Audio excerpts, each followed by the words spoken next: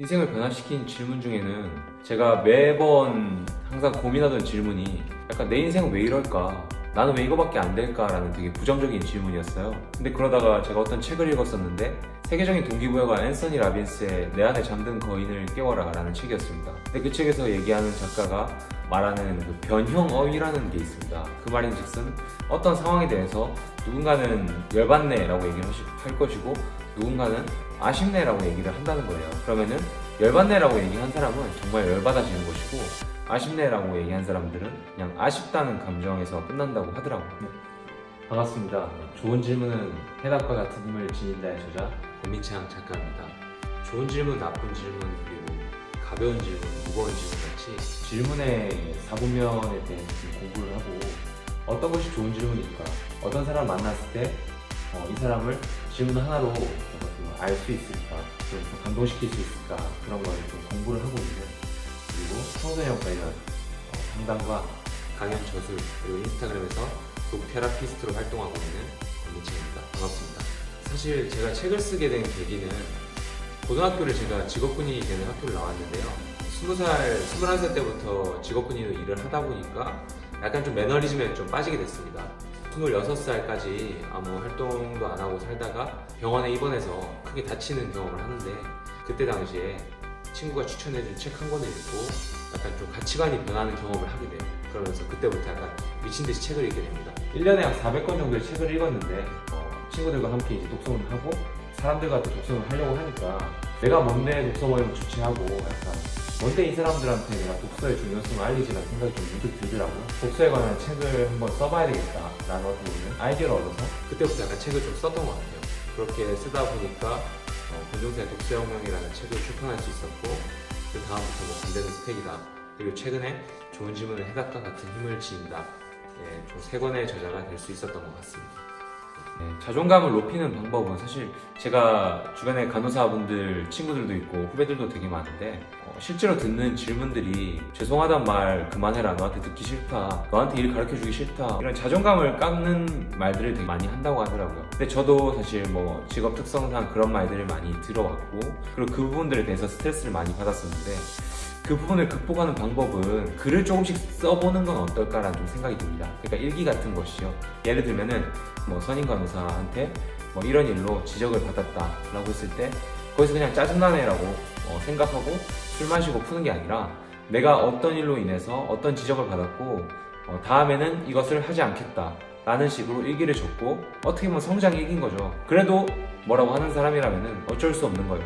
내가 최선을 다했지만 저 사람은 저렇게 감정적으로 나한테 감정적으로 푸는구나. 그러면 그냥 한 귀로 듣고 한 귀로 흘려버리면 되는 거고, 그 상황에서 내가 발전했을 때 그 사람이 칭찬해준다면은 자존감이 되게 올라가겠죠. 왜냐하면 자존감은 내가 발전한, 그리고 내가 이룬 성취들의 합이라고 생각하기 때문에 그런 부분들이 자존감을 높일 수 있지 않나.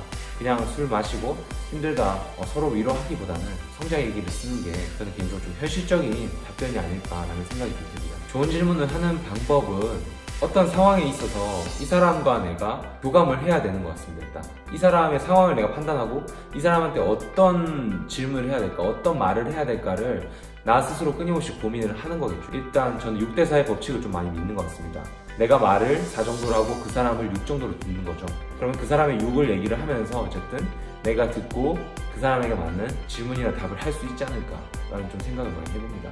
글을 쓰면서 저를 좀 돌아보는 활동들이 좀 많이 발전된 것 같아요. 그리고 인스타그램에서 북 테라피스트라는 가명으로 제가 활동을 하고 있는데, 그러면서 좋은 글을 쓰기 위해서, 그리고 따뜻한 글, 사람들에게 공감을 할 수 있는 글을 쓰기 위해서 책을 좀 많이 보고 계속해서 글을 쓰다 보니까 저 나름대로도 스스로에게도 되게 긍정적인 질문들을 많이 하게 되고 긍정적인 글을 많이 쓰다 보니까 똑같은 걸 봐도 어쨌든 누군가는 의자를 보고 의자네 라고 얘기를 하지만, 저 같은 경우에는 의자를 보면은 예를 들어서 초등학교 때 뭐 좋아하는 사람한테 장난치려고 의자를 밀어서 그 사람이 엉덩방아를 씻는 장난을 치잖아요.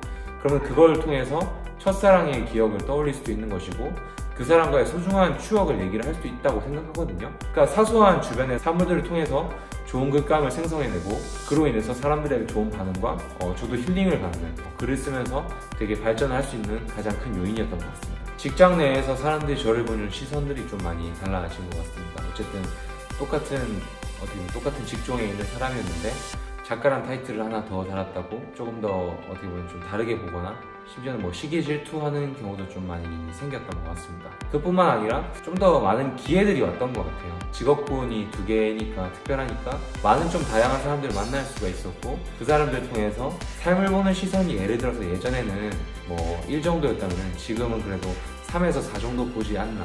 예전에는 나와 다르면 틀리라고 생각을 했었는데 정말 다른 사람들이 정말 많더라고요. 그래서 다름을 약간 존중하고 수용하고 마음 깊숙이 진심으로 인정하게 됐던 것 같습니다. 작가란 타이틀을 내면서 강연도 하고 TV도 나오고 다양한 활동도 했지만 저한테 제일 큰 수확은 다름을 다름으로 인정하는 것, 많은 경험을 한 것, 세상을 보는 시야가 넓어진 것이 저한테는 가장 큰 수확이지 않나 라는 생각을 합니다.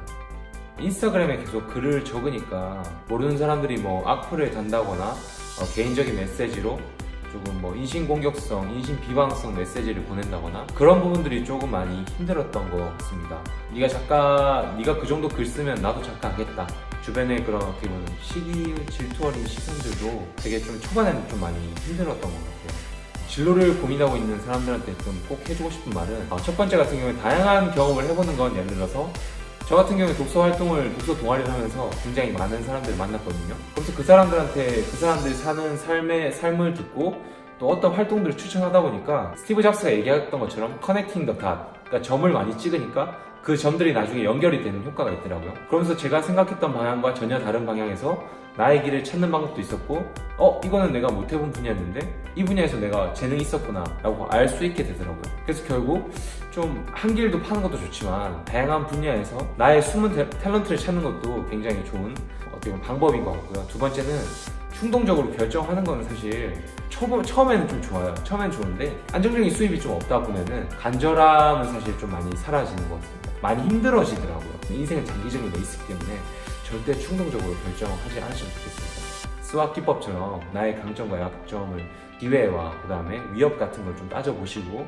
그 부분을 잘 검토한 다음에 천천히 첫 스텝, 두 스텝을 내딛어도 전혀 늦지 않으니까 여러분들이 할 수 있는 것부터 작은 것부터 좀 준비하셨으면 좋겠습니다.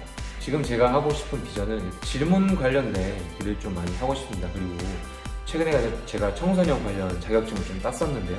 저는 청소년기에 되게 방황을 많이 했습니다.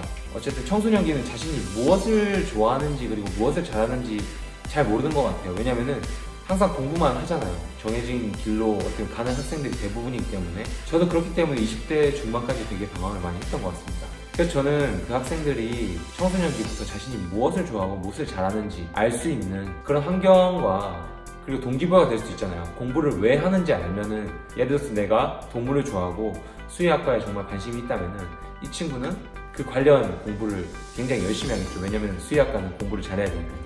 근데 그냥 부모님이 수의학과를 가라고 해서 그냥 맹목적으로 공부를 하는 학생은 나중에 퍼질 확률이 굉장히 높다는 거죠. 설령 수의학과에 간다고 하더라도 비전을 찾지 못하고 헤맬 확률이 되게 높다고 생각을 합니다. 그렇기 때문에 그런 학생들이 그런 시행착오를 겪지 않기 위해서 겪더라도 최소한을 겪게 하기 위해서 제가 그 학생들을 좀 많이 도와주고 싶은 지도와 상담을 하면서 더불어서 강연과 저술을 하는 그런 어떻게 보면 작가와 강사의 삶을 살고 싶다라는 생각을 좀 많이 해봅니다.